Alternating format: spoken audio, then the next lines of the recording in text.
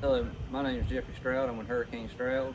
Today I'm going to give you my 1 month review on the newest Craftsman 10-inch table saw you can get at your local Lowe's. I think it goes for like $199 now. The part number for this table saw at Lowe's is 1270922. And yeah, I had to write that down. Today's not a paid sponsor by any means. Today, but I will give you my honest opinion, pros and cons of this 10-inch table saw from me owning this for a month. Stay tuned. Okay, the first pro is going to be this is $199. That's very, very, very hard to beat. Second pro, it has a 3-year limited warranty. I don't know what that contains. I'm sure it's if the motor messes up or something like that. I'm not 100% sure on that, but it does have a 3-year limited warranty. The next 10-inch table saw in line at Lowe's is a Cobalt, which is a 10-inch, and it's $329, and then up from it is a DeWalt for $599. And Pro is I've got it set on 45 degrees, and it is 45.6, so it cuts a pretty good 45-degree angle. Now on to the cons. First off, it's starting to show a little rust right here on this little metal piece, and this is, you would be pushing your board this way, and I don't know if it got nicked up some, but it's surface rust, but there is rust pits starting to happen on this metal piece here. My second con I would have to say for this table saw is this back leg back here is the only one that has any kind of adjustment to it. You end up having to put wood shims to get it level. My next con would be is there is a hinge here, and that raises this wood spacer. When you cut, this will space your wood out. You have to use what I found is a stanchion and a socket to get this to break loose to where you can move this up and down. My next con would be I was using this and I wasn't cleaning it out because I thought with all the debris that was coming out of the back of it that this thing down here would not be clogged up, but down in this tray it probably got a good inch of sawdust, and you could just tell the blade was starting to bind up, so I had to take and blow it out and use a vacuum.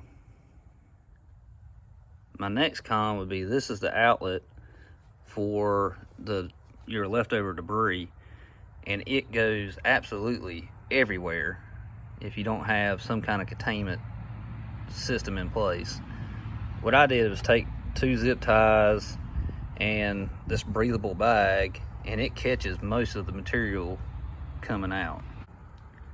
One con is set on 1/2 inch, and if you run a board through here and this kickback is on and it gets caught in between this fence and your board, it tries to push the board that way, which causes your cut to be uneven at the front.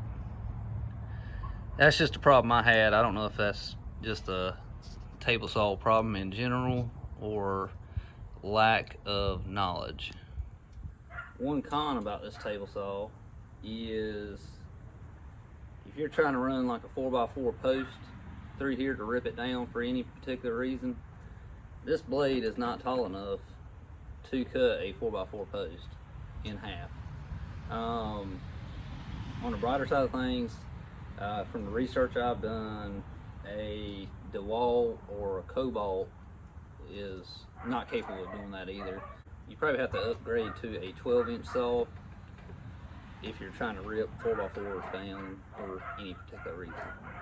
My next con is this thing is 58 pounds and pretty awkward to carry. You do have a good lip on both sides, but when you go to pick it up, the legs extend, so you're constantly kicking those as you're trying to move it in and out, and the legs have to be like that to keep it sturdy, but it's just a con because it's pretty awkward to carry. My next con would have to be is this grayish top gets extremely hot when the sun beats down on it, and it'll just about blister your hands if you're doing a weekend job and just trying to put everything back in your garage at the end of the day and the sun's been out. It will just about blister your hands if you don't wear gloves to tote it in.